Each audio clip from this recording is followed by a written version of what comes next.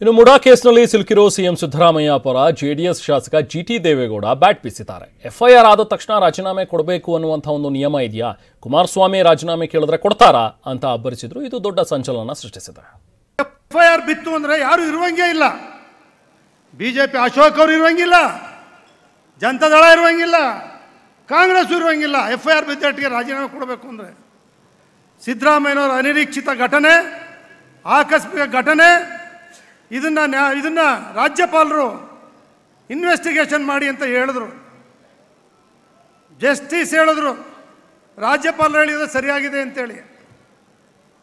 Investigation ಮಾಡಿದರೆ ಯಾವುದಾದ್ರು ಕಾನೂನಲ್ಲಿ ಇವು ಜೈಲಿಗೆ ಹಾಕು ಅಂತ ಹೇಳಿದ್ಯಾ, ಇಲ್ಲ ರಾಜೀನಾಮೆ ಕೊಡು ಅಂತ ಹೇಳಿದ್ಯಾ, ಇಲ್ಲ ಯಾರು ರಾಜೀನಾಮೆ ಕೊಡು ಅಂತ ಹೇಳಿದ್ಯಾ ಕೋರ್ಟು, ಇಲ್ಲ ರಾಜ್ಯಪಾಲರು ಹೇಳಿದಾರ, ಇಲ್ಲ ಜೈಲಿಗೆ ಹಾಕಿ ಅಂತ ಹೇಳಿದಾರೆ. ಬೇರೆ ಕೆಲಸ ಇಲ್ವ ಮಾಡಲಿಕ್ಕೆ ಅಭಿವೃದ್ಧಿ ಕೆಲಸಗಳು? ಕುಮಾರಸ್ವಾಮಿ 2 ಲಕ್ಷ ಜನ ಕೋಟಿ ಗೆದ್ದರೆ ಕೊಡ್ತಾರ? ಕೊಡಕ್ಕಾಗ್ತದ? ಕೊಡಿ ಅಂತಾರೆ. ಸಿದ್ದರಾಮಯ್ಯದವ್ರು 136 ಜನ ಡಿ.ಕೆ ಗೆದ್ದಿದ್ದಾರೆ. ಆ ರಾಜೀನಾಮೆ ಕೊಟ್ಬಿಡಿ ರಾಜೀನಾಮೆ ಕೊಡ್ಬೇಕಾ? ತೋರಿಸ್ಬಿಡಪ್ಪ ಯಾವ ಕಾನೂನು ನೋಡುವ, ಅದು ಯಾವ ಕಾನೂನು ರಾಜೀನಾಮೆ ಕೊಡು ಅಂತ ಹೇಳದೆ, ಯಾವ ಕಾನೂನು ಜೈಲಿಗೆ ಹಾಕಿದೆ ಅಂತ ಹೇಳಿದೆ ತೋರಿಸ್ರಿ. ರಾಜ್ಯದಲ್ಲಿ ಏನ್ರಿ ನೋಡ್ಬೇಕಾಗಿದೆ? ರಾಜ್ಯ ಏನು ನೋಡ್ಬೇಕು? ಜನ ರಾಜ್ಯದಲ್ಲಿ ಸೇವೆ ಮಾಡ್ತಕ್ಕಂಥವರ ಸ್ಥಿತಿ ಏನು? ಅಧೋಗತಿಗೆ ಕಲುಷಿತವಾಗಿರ್ತಕ್ಕಂಥ ಪ್ರಜಾಪ್ರಭುತ್ವ ವ್ಯವಸ್ಥೆನ ಉಳಿಸೋರು ಯಾರು? ರಾಜೀನಾಮೆ ಕೊಡಿ, ಎಲ್ಲ ನಿಂತ್ಕೊಳ್ಳಿ. ಎಲ್ಲರೂ ವಿಧಾನಸೌಧ ಮುಂದೆ ಯಾರ್ಯಾರಿಗೆ ಎಫ್ಐಆರ್ ಆಗಿದೆ ಎಲ್ಲರೂ ಕೊಡಿ, ಎಲ್ಲರೂ ತಾಕತ್ತಿದ್ರೆ ಏನ್ರಿ. ಅದು ಬಿಟ್ಟು ಕಾನೂನು ಪ್ರಕಾರ ಏನು ಬರುತ್ತೆ, ನ್ಯಾಯಾಲಯ ಇದೆ, ತೀರ್ಪುಗಳು ಕೊಡ್ತವೆ, ಅದ್ರ ಪ್ರಕಾರ ಎಲ್ಲರೂ ಗೌರವ ಕೊಡ್ಬೇಕು, ನಡೀತಾರೆ. ಅಭಿವೃದ್ಧಿ ಮಾಡಿ ಕೇಂದ್ರದಿಂದ ಏನು ತರಬೇಕು, ರಾಜ್ಯದಿಂದ ಏನು ಮಾಡಬೇಕು, ಉಪಮುಖ್ಯಮಂತ್ರಿಗಳು, ಮುಖ್ಯಮಂತ್ರಿಗಳು, ಸರ್ಕಾರ ಎಲ್ಲ ಇದ್ದೀರಿ. ಇನ್ನು ಜಿಟಿ ದೇವೇಗೌಡರ ಈ ಮಾತುಗಳಿಗೆ ಸಿಎಂ ಸಿದ್ದರಾಮಯ್ಯ ಫಿದಾ ಆದ ರೀತಿಯಲ್ಲಿ ಕಾಣಿಸಿದ್ರು. ಜಿಟಿಡಿ ಮಾತಿಗೆ ಸಚಿವರು, ಶಾಸಕರು ಎಲ್ಲರೂ ಕೂಡ ಬಹುಪರಾಕಂದ್ರು. ಭಾಷಣ ಮುಗಿಸಿ ಬಂದ ಜಿಟಿಡಿಗೆ ಎದ್ದು ನಿಂತು ಗೌರವ ಸೂಚಿಸಿದ್ರು. ಸಚಿವ ಎಚ್ ಕೆ ಪಾಟೀಲ್, ವೆಂಕಟೇಶ್, ಜೊತೆಗೆ ತನ್ವೀರ್ ಸೇಠ್, ರಮೇಶ್ ಮಡ್ಡಿ ಸಿದ್ದೇಗೌಡ ಇವರೆಲ್ಲರೂ ಕೂಡ ಹಸ್ತಲಾಘವ ಮಾಡಿದ್ರು. ಹಾಗೆ ಅಭಿನಂದನೆಯನ್ನು ಸಲ್ಲಿಸಿದ್ರು, ಗೌರವವನ್ನು ಸೂಚಿಸಿದ್ರು. ಇನ್ವೆಸ್ಟಿಗೇಷನ್ ಮಾಡಿ ಅಂತ ಹೇಳಿದ್ರು, ಜಸ್ಟಿಸ್ ಹೇಳಿದ್ರು, ರಾಜ್ಯಪಾಲರು ಹೇಳಿದ್ರು.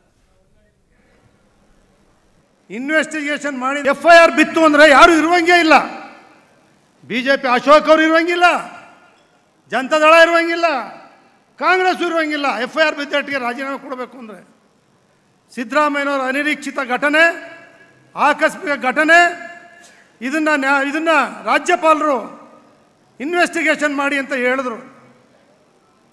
ಜಸ್ಟಿಸ್ ಹೇಳಿದ್ರು, ರಾಜ್ಯಪಾಲರು ಹೇಳಿದ್ರೆ ಸರಿಯಾಗಿದೆ ಅಂತೇಳಿ. ಇನ್ವೆಸ್ಟಿಗೇಷನ್ ಮಾಡಿದರೆ ಯಾವುದಾದ್ರು ಕಾನೂನಲ್ಲಿ ಇವು ಜೈಲಿಗೆ ಹಾಕು ಅಂತ ಹೇಳಿದ್ಯಾ? ಜಿಟಿ ದೇವೇಗೌಡರು ಮಾತನಾಡಿದ ನಂತರ ವೇದಿಕೆಗೆ ಮಾತನಾಡೋಕೆ ಬಂದಂತಹ ಸಿಎಂ ಸಿದ್ದರಾಮಯ್ಯ ಜೆಡಿಎಸ್ ಶಾಸಕ ಜಿಟಿ ದೇವೇಗೌಡ ಸತ್ಯವನ್ನೇ ಹೇಳಿದ್ದಾರೆ ಅನ್ನುವಂಥ ಒಂದು ಮಾತುಗಳನ್ನು ಹೇಳ್ತಾ, ಯಾವತ್ತೂ ಸತ್ಯಮೇವ ಜಯತೆ ಅಂತ ಹೇಳಿ ಸಿಎಂ ಸಿದ್ದರಾಮಯ್ಯ ಪುನರುಚ್ಚರಿಸಿದ್ರು. ಜಿಟಿ ದೇವೇಗೌಡರಿಗೆ ಸತ್ಯ ಏನು ಅನ್ನೋದು ಗೊತ್ತಿದೆ. ಜಿಟಿಡಿ ಅವರು ಮುಡಾದಲ್ಲಿ ಒಬ್ಬ ಸದಸ್ಯರು ಕೂಡ ಹೌದು. ಸೊ ಹಾಗಾಗಿ ಅವರು ಸತ್ಯವನ್ನು ಮಾತನಾಡಿದರೆ, ಬೇರೆ ಪಕ್ಷದಲ್ಲಿ ಇದ್ಕೊಂಡು ಸತ್ಯವನ್ನೇ ನುಡಿಯುವಂಥ ಒಂದು ಪ್ರಯತ್ನವನ್ನು ಮಾಡಿದ್ದಾರೆ ಅಂತ ಶ್ಲಾಘಿಸಿದರು. ಜಿಟಿ ದೇವೇಗೌಡರು ಮೂಡಾದಲ್ಲಿ ಒಬ್ಬರು ಸದಸ್ಯರಾಗಿದ್ದಾರೆ. ಅವರ ಸತ್ಯ ಏನು ಅಂತ ಗೊತ್ತಿದೆ. ಅದಕ್ಕೋಸ್ಕರನೇ ಅವರು ಬೇರೆ ಪಕ್ಷದಲ್ಲಿ ಇದ್ಕೊಂಡು ಸತ್ಯವನ್ನು ನುಡಿತಕ್ಕಂಥ ಪ್ರಯತ್ನವನ್ನು ಮಾಡಿದ್ದಾರೆ. ಅದಕ್ಕೆ ನಾವು ಸತ್ಯಮೇವ ಜಯತೆ ಅಂತ ಕರೆಯೋದು. ಸತ್ಯಮೇವ ಜಯತೆ, ಯಾವಾಗಲೂ ಸತ್ಯಕ್ಕೆ ಜಯ ದೊರಕ್ತದೆ. ಏನಪ್ಪ ಮಂಜೇಗೌಡ? ಸತ್ಯಕ್ಕೆ ಯಾವಾಗಲೂ ಜಯ ದೊರೀತದೆ. ಅದಕ್ಕೆ ನಾನು ಅನೇಕ ಸಾರಿ ಹೇಳಿದ್ದೀನಿ, ನಿಮ್ಮೆಲ್ಲರ ಆಶೀರ್ವಾದ, ಈ ರಾಜ್ಯದ ಜನರ ಆಶೀರ್ವಾದ ಈ ಸರ್ಕಾರದ ಮೇಲೆ, ಸಿದ್ದರಾಮಯ್ಯನ ಮೇಲೆ ಇರೋವರೆಗೆ ಯಾರು ಕೂಡ ಏನು ಮಾಡಲಿಕ್ಕೆ ಸಾಧ್ಯ ಇಲ್ಲ. ಜಿಟಿ ದೇವೇಗೌಡರು, ನಾವು ಅವರು ಒಂದೇ ತಾಲೂಕಿನವರು. ಜಿಟಿ ದೇವೇಗೌಡ ನಾನು ಒಂದೇ ತಾಲೂಕಿನವರು, ಒಟ್ಟಿಗೆ ನಮ್ಮ 83ರ ಚುನಾವಣೆಯಲ್ಲಿ ಒಟ್ಟಿಗೆ ಕೆಲಸ ಮಾಡಿದವರು. ಈಗ ಅವರೇ ಶಾಸಕರಾಗಿದ್ದಾರೆ, ಮಂತ್ರಿನೂ ಆಗಿದ್ದಾರೆ, ಮಾಜಿ ಮಂತ್ರಿನೂ ಆಗಿದ್ದಾರೆ. ಸತ್ಯಕ್ಕೆ ಜಯ ಸಿಗ್ತದೆ ಅಂತ ಹೇಳಿರ್ತಕ್ಕಂಥದ್ದು ಇನ್ನಷ್ಟು ನನಗೆ ಬಲ ಬಂದಿದೆ ಅಂತಕ್ಕಂಥ ಮಾತುಗಳನ್ನು ಹೇಳಲಿಕ್ಕೆ ಬಯಸ್ತಾ ಇದ್ದೇನೆ. ಹಾಗಾಗಿ GT ದೇವೇಗೌಡರಿಗೆ ಧನ್ಯವಾದಗಳನ್ನು ಹೇಳಲಿಕ್ಕೆ ಬಯಸ್ತಾ ಇದ್ದೇನೆ. GT ದೇವೇಗೌಡರು. ಇನ್ನು ಸ್ವಪಕ್ಷದ ಶಾಸಕ GTD ಆರೋಪಕ್ಕೆ HD ಕುಮಾರಸ್ವಾಮಿ ಕೂಡ ತಿರುಗೇಟನ್ನು ನೀಡಿದ್ದಾರೆ. FIR ಆದಮೇಲೆ ಯಾರ ರಾಜೀನಾಮೆಯನ್ನು ಕೂಡ ನಾನು ಕೇಳಿಲ್ಲ, ಸಿದ್ದರಾಮಯ್ಯನವರ ರಾಜೀನಾಮೆಯನ್ನು ಕೂಡ ನಾನೇನು ಕೇಳಿಲ್ಲ, ಇತ್ತೀಚಿನ ಅವರ ನಡವಳಿಕೆಯಿಂದ ನಾನು ಹೇಳಿದ್ದೀನಿ ಅಷ್ಟೇ, ನಾನು ರಾಜೀನಾಮೆ ಕೊಡೋದಾದ್ರೆ ಕೊಡೋಣ ಬಿಡಿ ಅಂತ ಮಾತನಾಡಿದ್ರು. ನಾನು FIR ರಾಜೀನಾಮೆ ಕೇಳೇ ಇಲ್ವಲ್ಲ. ನಾನು FIR ಆಗಿರೋದಕ್ಕೆ ನಾನು ರಾಜೀನಾಮೆನೇ ಕೇಳಿಲ್ಲ. ಅಧಿಕಾರವನ್ನು ದುರುಪಯೋಗ ಪಡಿಸ್ಕೊಳ್ತಕ್ಕಂಥ ನಿಟ್ಟಿನಲ್ಲಿ ನಾನು ರಾಜೀನಾಮೆ ಕೇಳಿದ್ದೀನಿ. ಅಧಿಕಾರ ದುರುಪಯೋಗ ಪಡಿಸ್ಕೊಳ್ತಕ್ಕಂಥ ನಿಟ್ಟಿನಲ್ಲಿ ಈ ಸರ್ಕಾರ ಹೇಗೆ ನಡೀತಾ ಇದೆ. ಈಗ ಮೊನ್ನೆ ನಡೆದಂಥ ಘಟನೆ, ಯಾವ ರೀತಿ ಅಧಿಕಾರಿಗಳ ಮುಖಾಂತರ ಸಾಕ್ಷಿಗಳನ್ನು ಇವತ್ತು ಸಂಪೂರ್ಣವಾಗಿ ನಾಶ ಮಾಡತಕ್ಕಂಥ ಒಂದು ವಾತಾವರಣ ನಿರ್ಮಾಣ ಮಾಡ್ಕೊಂಡಿದ್ದಾರೆ.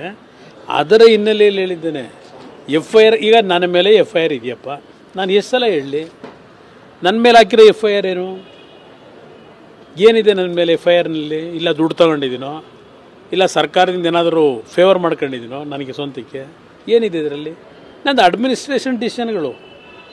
ಅದ್ರ ಮೇಲೆ ಕೆಲವರು ಪಾಪ ಏನೋ ಹೋಗಿದ್ದಾರೆ, ಕಷ್ಟಪಡ್ತಾ ಇದ್ದಾರೆ, 15 ವರ್ಷದ್ದು. ಇದೇನಿದು ಈ ಡಿಸಿಷನ್ ಏನು? ಇದು ಯಾರ ಕಳ್ಳಂಗೊಂದು ಪಿಳ್ಳೆನವ ಅಂತ ಬೇವೆ ಸಾಕ್ಷಿ ಅಂತಾರೆ. ಹಾಂ, ಮಾವಿನಕಾಯಿ ಬೇವಿನಕಾಯಿ ಸಾಕ್ಷಿ. ಇದನ್ನ ಇಟ್ಕೊಂಡು ರಕ್ಷಣೆ ಪಡ್ಕೊಳ್ಳೋದು ಮುಖ್ಯಮಂತ್ರಿಗಳ ಸ್ಥಾನಕ್ಕೆ ಗೌರವ ತರಲ್ಲ. ತಪ್ಪೇನಿದೆ? ತೊಂದರೆ ಇಲ್ಲ, ಕೊಡ್ಲಿ ಬನ್ನಿ, ಅವ್ರು ತೊಂದರೆಗೆ ಸಿಗಾಕಬಾರದು ಅಂತ ಹೇಳಿರ್ಬೇಕು.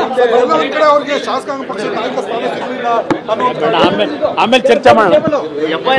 ರಾಜೀನಾಮೆ ಕೊಡ್ಬೇಕಾ ಅಂತ ಕೇಳಿದ್ದಾರೆ. ನೋಡಪ್ಪ, ನಾನು FIR ಆದರೆಲ್ಲ ರಾಜೀನಾಮೆ ಕೊಡಬೇಕು ಅಂತ ಕೇಳಲ್ಲ. ನಾನು ಸಿದ್ದರಾಮಯ್ಯನಿಗೆ ಏನು ಹೇಳಿದ್ದೀನಿ? ನಾನು ರಾಜೀನಾಮೆ ಕೊಡಿ ಅಂತ ನಾನು ಸಿದ್ದರಾಮಯ್ಯನ ಕೇಳಲ್ಲ ಅಂತಲೇ ಹೇಳಿದ್ದೆ. ಎಷ್ಟು ಸಲ ಹೇಳಿದೆ? ಈಗ ಅವ್ರು ನಡ್ಕೋತಾರೆ ಈ ರೀತಿಗೆ ನಾವು ಡಿಮ್ಯಾಂಡ್ ಮಾಡಿದ್ದೀವಿ. ನಾನು FIR ರಾಜೀನಾಮೆ ಕೇಳೇ ಇಲ್ವಲ್ಲ ನಾನು. ಇನ್ನು CM ಸಿದ್ದರಾಮಯ್ಯ ಪರ GTD ಮಾತನಾಡಿರೋ ಬಗ್ಗೆ ಕಾಂಗ್ರೆಸ್ ನಾಯಕರು ಕೂಡ ಪ್ರತಿಕ್ರಿಯಿಸಿದ್ದಾರೆ. JDS ಶಾಸಕ GT ದೇವೇಗೌಡರು ಸರಿಯಾಗಿ ಹೇಳಿದ್ದಾರೆ. ಇನ್ನೂ ಹಲವು BJP JDS ನಾಯಕರು CM ಪರವಾಗಿ ಹೇಳಿದ್ರೂ ಅಚ್ಚರಿ ಇಲ್ಲ ಅಂತ ಹೇಳಿದ್ದಾರೆ.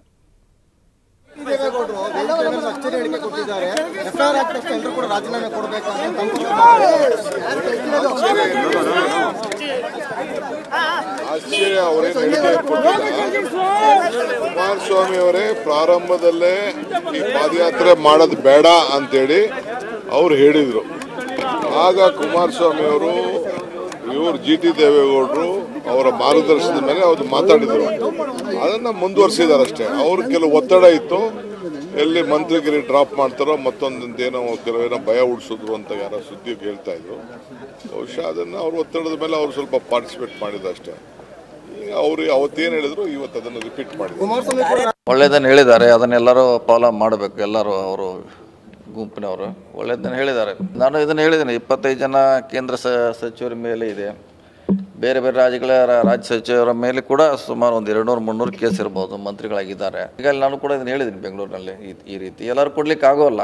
ಕೇಸ್ ನಡೀತಾ ಇದೆ, ಕೆಲವರಿಗೂ ಚಾರ್ಜ್ ಶೀಟ್ ಆಗಿದೆ, ಕೆಲವರು ಇನ್ವೆಸ್ಟಿಗೇಷನ್ ನಡೀತಾ ಇದೆ. ಅವ್ರ ಮಂತ್ರಿಯಾಗಿ ಮುಂದುವರಿತಿದ್ದಾನೆ. ಇದ್ದಾರೆ ಅದಕ್ಕೆ ಸಿದ್ದರಾಮಯ್ಯ ಯಾಕೆ ವಿಶೇಷ ಅನ್ನೋದು ನಮ್ಮ ವಾದ. ಕಾಂಗ್ರೆಸ್ ಪರವಾಗಿ ಬಂದಿಲ್ಲ ಅವರು.